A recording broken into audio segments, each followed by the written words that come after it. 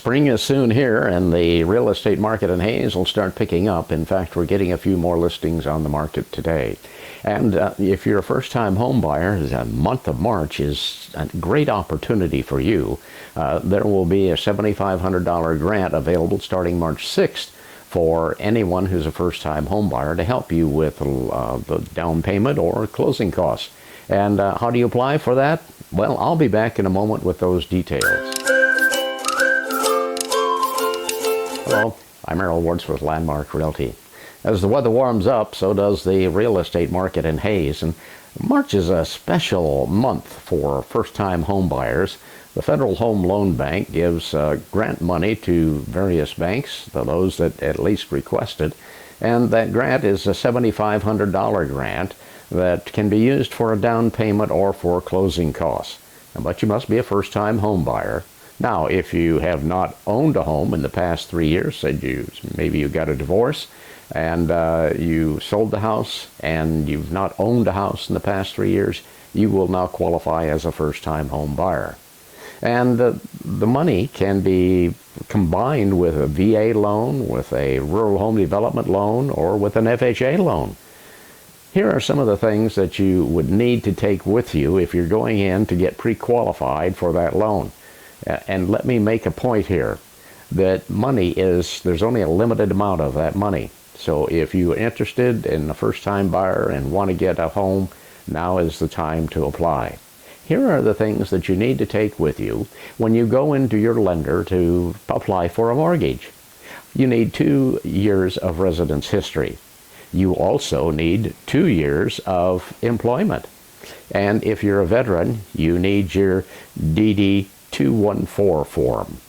If you're self-employed, you'll need 2 years of tax returns, and in addition to that, you'll need to show a current profit and loss sheet. You'll need to take with you probably 3 of your most current banking statements. You'll need to let them know what your monthly debt is, credit card, or rent payments, whatever you might have that you make on a monthly payment. They want to know that as well.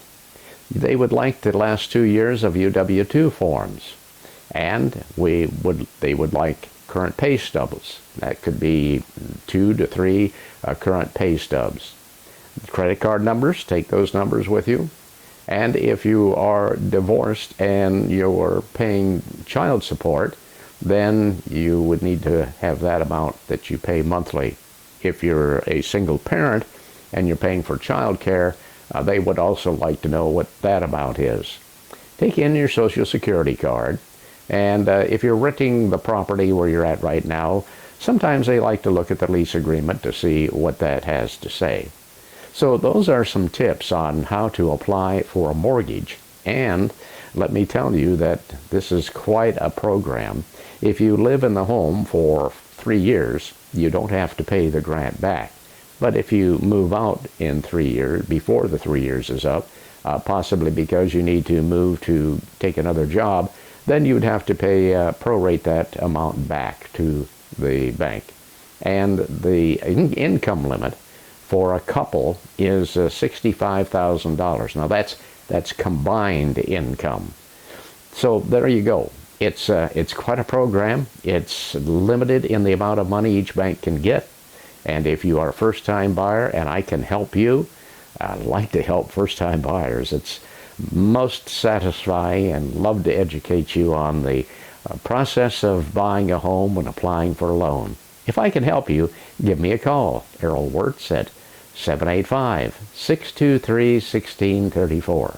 And if you like this information, just click the old thumbs up button in the lower left-hand corner. And of course, we invite you to subscribe to our channel. Thank you for watching.